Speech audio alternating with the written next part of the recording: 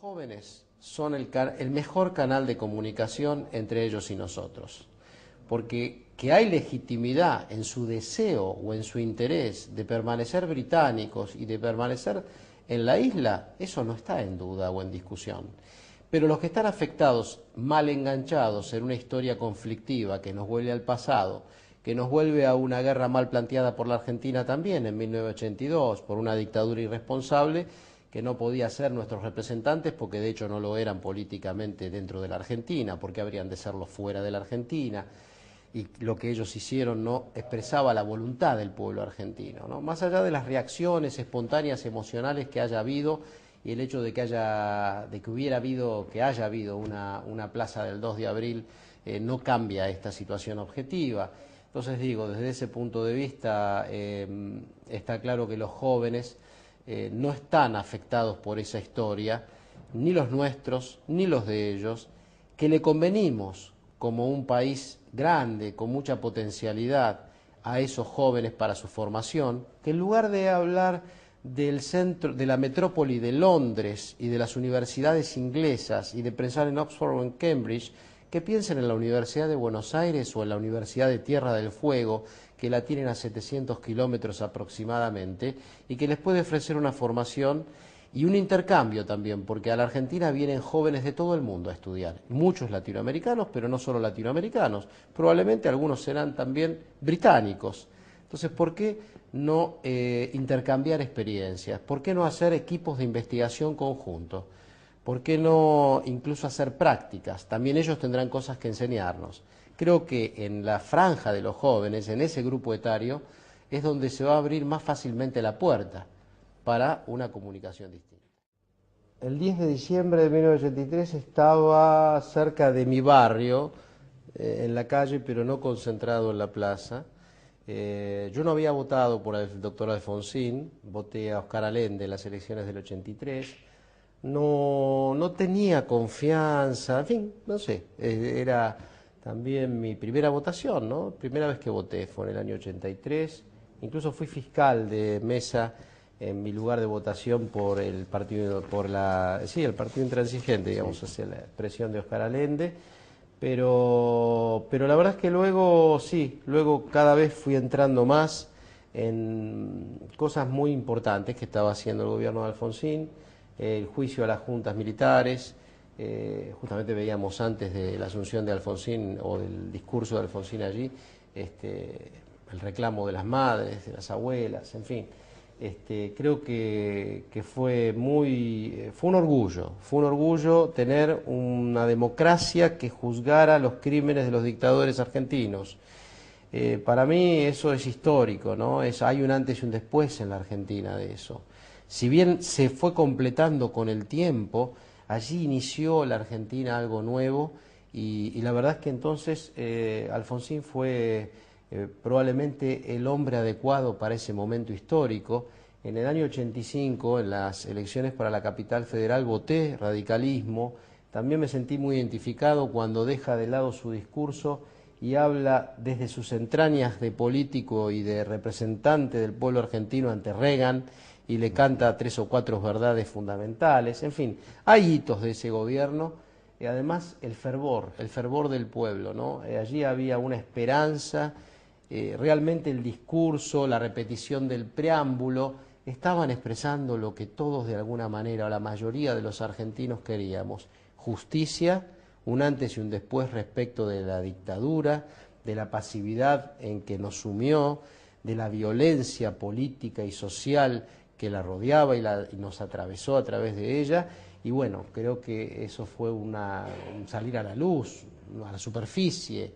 Es como recuperar la respiración después de un momento de contenerla.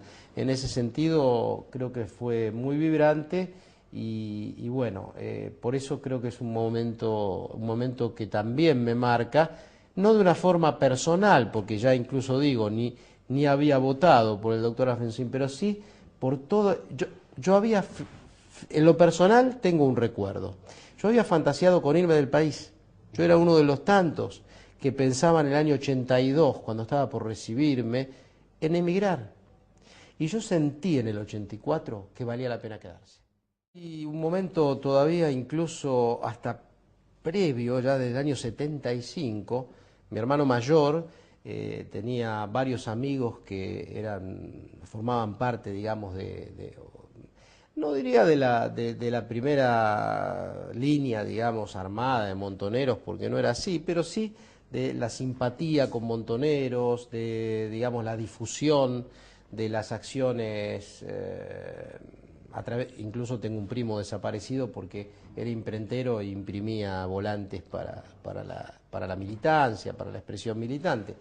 En fin, estábamos muy conectados con toda esa ebullición política que era tan fresca, tan llena de ideales, pero yo tenía 15, 16, 17 años en el 75, y bueno, luego viene ya el 75 era un momento muy violento en la Argentina, ¿no? Un momento en donde la AAA, comandada por López Rega, el Comando de Organización, eran grupos casi diríamos parapoliciales, eran grupos parapoliciales que incluso estaban incrustados en el Estado argentino y que metían miedo, que perseguían, que reprimían, ¿no? Y luego eso se agravó enormemente, claro, cuando ya perdimos el Estado de Derecho y empezó la dictadura. Yo tenía un poquito un costado de ingenuidad, por ejemplo, meses antes, con este primo que después fue lamentablemente asesinado, ¿no? Porque bueno, es desaparecido, pero habíamos ido a hacer una gestión, mi hermano mayor, él y yo, o sea, yo los acompañaba a hacer a ellos una gestión, y resulta que yo me había comprado el Capital de Marx ese día en una librería, estábamos en el año 75, lo teníamos en el baúl del auto y él, que se ve que tenía más información, nos dice, ¿ustedes están locos? Claro. ¿Qué están haciendo con esto acá? O sea, teníamos cosas medio ingenuas. Después yo en la Facultad de Filosofía veía gente rara, que evidentemente eran servicios, porque era gente que no eran estudiantes, ¿no? Pero yo hablaba de Marx, hablaba de lo que se me ocurría. Evidentemente no tenía tan claro la noción del peligro. Después poco a poco lo fui teniendo cuando desaparecían estudiantes. Por ejemplo, yo jugaba al fútbol en la selección del equipo de Filosofía y Letras, y nuestro número 11 desapareció, era miembro del Partido Comunista, en fin, lo recuerdo claramente. Señor Senador Nacional electo por la Ciudad Autónoma de Buenos Aires, don Samuel Cabanchik, juráis a la patria desempeñar debidamente el cargo de senador que ellos hay confiado para el Congreso Legislativo Federal de la Nación Argentina y obrar en todo de conformidad con lo que prescribe la Constitución Nacional? Sí, juro. Si así no lo hiciere, Dios y la patria os lo demandan.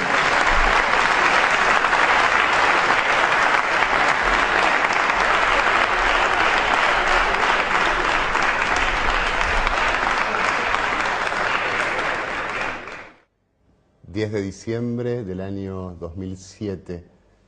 ¿Qué te pasaba mientras te hacían el juramento, antes de decir sí juro? Y estaba muy emocionado, esas sensaciones de donde no sabes muy bien si es sueño o realidad.